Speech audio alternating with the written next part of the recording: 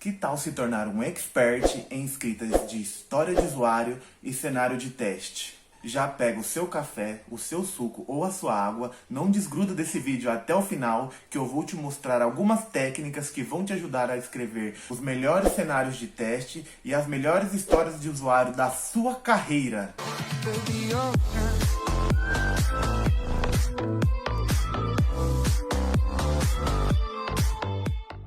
Beleza? Eu sou o Jonatas Matos e esse é o nosso canal Bugging Prod. No vídeo de hoje eu vou te mostrar como você vai escrever as melhores histórias de usuário de toda a sua carreira e os melhores cenários de teste que você já escreveu. Então já se inscreve no canal e ativa o sininho para você não perder nenhum conteúdo como esse, porque eu estou preparando conteúdos sensacionais que vão te ajudar a alavancar a sua carreira assim, ó, rápido e com qualidade. Vamos pro conteúdo então? Uma história de usuário, ela é um requisito apresentado em forma de história fictícia contado na visão de um usuário. Anota esse ponto, contado na visão de usuário. Pois é através dessa história que nós vamos conseguir entender quais são as funcionalidades que nós iremos desenvolver. E tudo isso através da visão de um usuário. Mais uma vez, anotem esse ponto, na visão de um usuário. E como escrever a melhor história de usuário que a gente já escreveu na nossa vida? Normalmente, uma história de usuário, ela representa de modo informal e identifica uma funcionalidade. Então, no nosso sistema, nós temos várias funcionalidades. E através de uma história de usuário, é onde a gente consegue identificar cada funcionalidade dessa, a fim que o nosso time consiga trabalhar, né, no desenvolvimento e no final a gente entregue algum valor para o nosso cliente final.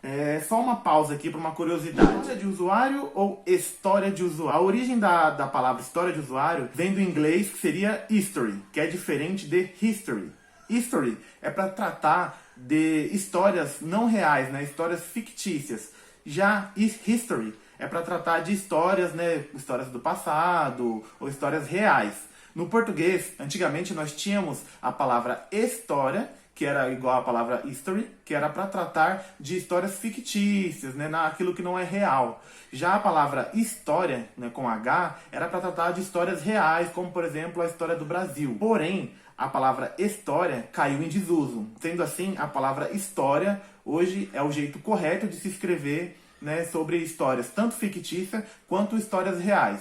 Então vamos voltar para o vídeo. E como eu vou saber se uma história ela é boa ou não? Nós podemos utilizar do princípio do INVEST, mas não é INVEST de dinheiro, é outro INVEST. O INVEST, ele é um acrônimo para a gente falar de independente, negociável, valiosa, estimável, esmal ou pequena e testável. Então, para a gente saber se uma história de usuário ela é boa ou não, ela precisa seguir esses conceitos. Ela precisa ser independente, né? Ela precisa ser negociável, valiosa, estimável, pequena e testável. Caso ela não siga um desses pontos, não é que ela não seja uma boa história, mas algum problema ela vai ter e pode impactar negativamente o nosso projeto. Vamos agora falar um pouco desses acrônimos. Eu te aconselho, se você quiser fazer alguma anotação, pause esse vídeo, faça suas anotações, pois infelizmente eu vou ter que mostrar um pouquinho de texto para a gente poder entender melhor, para a gente poder trabalhar esses conceitos, que eles são um pouco difíceis, mas eu acredito que se a gente trabalhar com calma em cima deles, vocês vão entender o real valor deles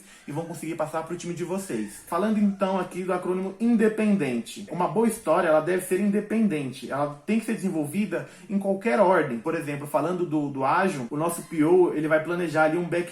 Então, uma história ela não pode depender da outra para que ela seja trabalhada. Cada história que tem no nosso backlog, ela tem que ser independente, ou seja, a gente pode conseguir trabalhar em cada história sem precisar ter terminado uma outra história antes, ter terminado uma outra tarefa antes. Quando a gente fala de histórias negociáveis, uma história ela tem uma cocriação, né? Ela é uma negociação entre as áreas de negócio e as áreas técnicas. Todos precisam capturar a essência do requisito, porém não é necessário que eles detalhem esses requisitos.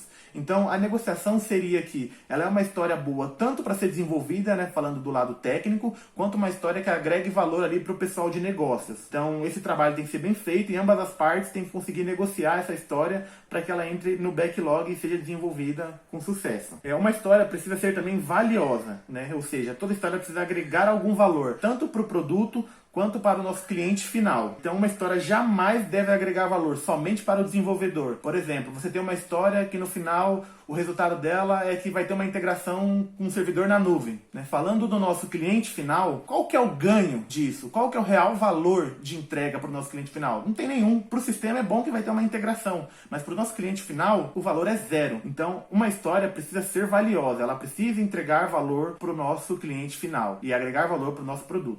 Uma história também precisa ser estimável, né? Falando de ágil mais uma vez, quando os times vão trabalhar em uma história, há uma votação, né? Eles estimam quanto de esforço vão gastar nessa história. Se uma pessoa nessa votação, ela coloca ali, sei lá, 2 pontos, a outra coloca 21 pontos, ou está tendo um entendimento ruim, ou essa história é muito grande e precisa ser quebrada, né? Então a gente precisa ter detalhes suficientes para trabalhar nessa história, ela precisa ter os pontos de negócio, e as estimativas, elas não precisam ser exatas, mas elas precisam estar em comum acordo entre todo mundo. Não pode ter uma discrepância na estimativa de um desenvolvedor e de alguém de negócio, ou até mesmo entre um desenvolvedor e outro desenvolvedor, e até mesmo a estimativa da pessoa de qualidade. Não podemos esquecer das estimativas das pessoas de qualidade. Então, se essa história está tendo muita discrepância entre todos os envolvidos, alguma coisa está errado. Ou essa história não está muito bem quebrada, não está muito bem dividida, e é necessário fazer essa divisão. Então, por que uma história precisa ser pequena?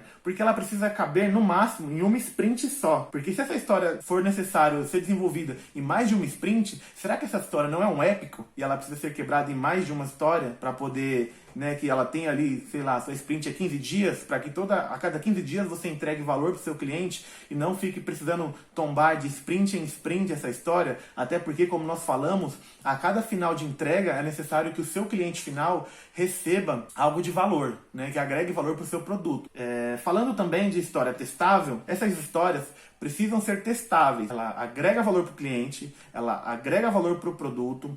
O time de negócios e o time técnico conseguiu elaborar uma boa história. Essa história é pequena o suficiente para terminar em uma sprint e ela é possível testar todos esses pontos, todas as regras estabelecidas, tanto pela área de negócios, né, testar ali as regras de negócio, quanto os requisitos funcionais e não funcionais daquela história. Se tudo isso for atendido, beleza, sua história é uma boa história, está escrita de maneira correta e vai agregar muito valor para o seu time, para a sua empresa, para o seu projeto e para o seu cliente final. Agora, e onde entra o Gherkin em tudo isso, né? O que é o Gherkin? Falando um pouco de Gherkin, né? O que é o Gherkin? Pepino!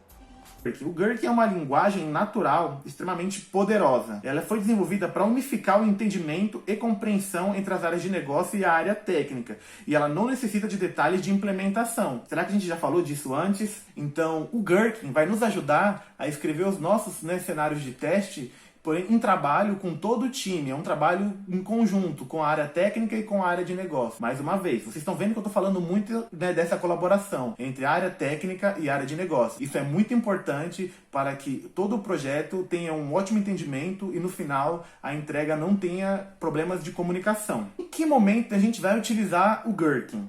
O Gherkin deve ser utilizado quando as histórias de usuário já estiverem bem definidas, quando as regras e critérios de aceite estiverem claros e a área de negócios, né, e o time técnico estiverem trabalhando junto para escrever ali os seus Gherkins. Então, talvez ali no momento de grooming, né, no momento ali, né, pré-planning, seja o momento onde o time precise escrever esses Gherkins, né, escrever com Gherkins, desculpa, os seus cenários e suas histórias, para que seja discutido ali no momento da planning o que vai entrar ou não naquela sprint. E como eu escrevo, né, um bom cenário de teste utilizando o Gherkin?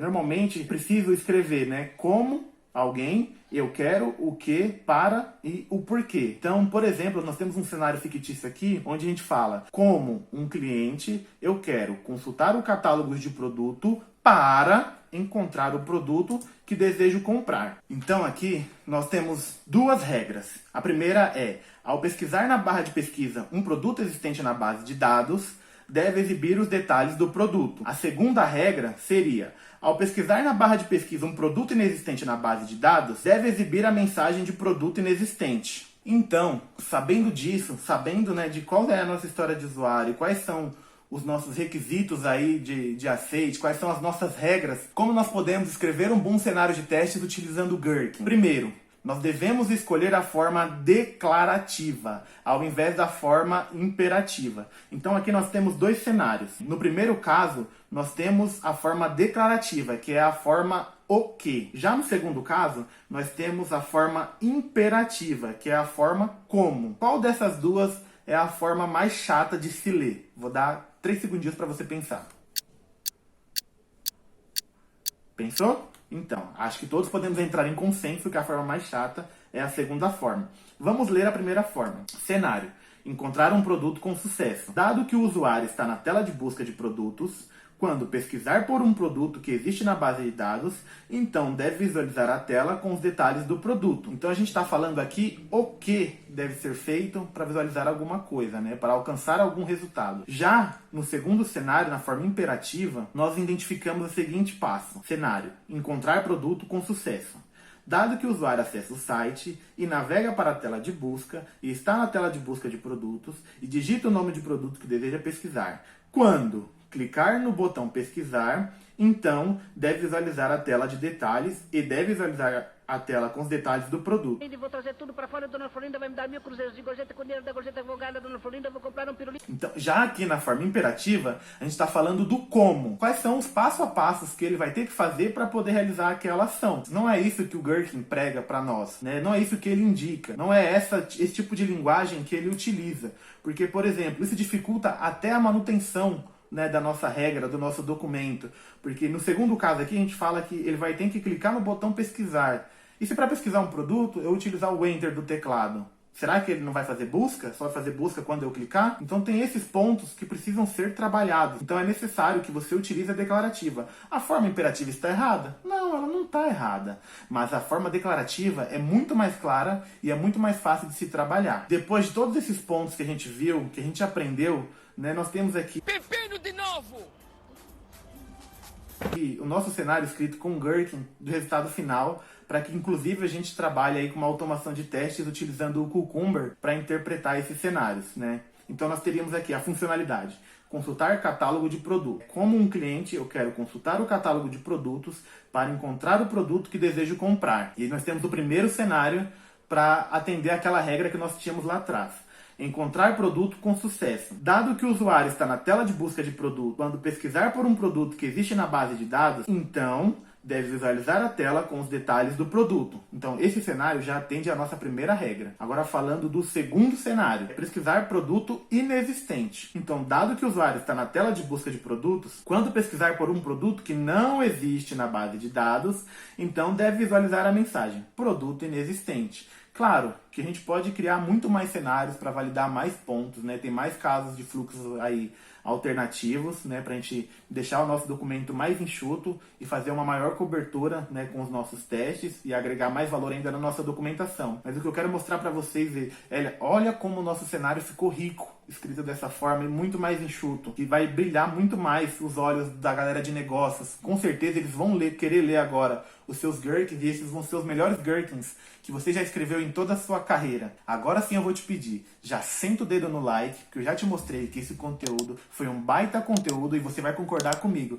que agora sim você vai escrever Gherkins, né, sensacionais na sua carreira, vai agregar muito valor para o seu time de qualidade, muito valor para o seu produto e para o seu projeto. E aproveitando, eu quero deixar aquela nossa frase que seria: a persistência é o melhor caminho do êxito. Você vai sentir uma dificuldade, talvez, na hora de escrever os seus cenários aí com Gherkin de forma declarativa, porque às vezes você já está acostumado a escrever de forma imperativa, então você vai achar que está errado, ou que não está agregando valor, ou que está faltando informação. Isso é normal, porém você precisa persistir para que você alcance o êxito. E você vai ver que em pouco tempo você vai estar escrevendo cenários fantásticos utilizando o Gherkin, e inclusive pode até se tornar referência dentro da sua empresa, porque o seu engajamento vai ser tão alto que as pessoas de negócio vão começar a te procurar, porque a sua escrita de cenário com Gherkin vai ser sensacional e com certeza vai chamar a atenção. É isso, galera, que eu tenho para falar para vocês hoje. Muito obrigado para quem ficou até aqui, curtiu esse conteúdo. Um abração e tchau, tchau. Então já se inscreve no canal.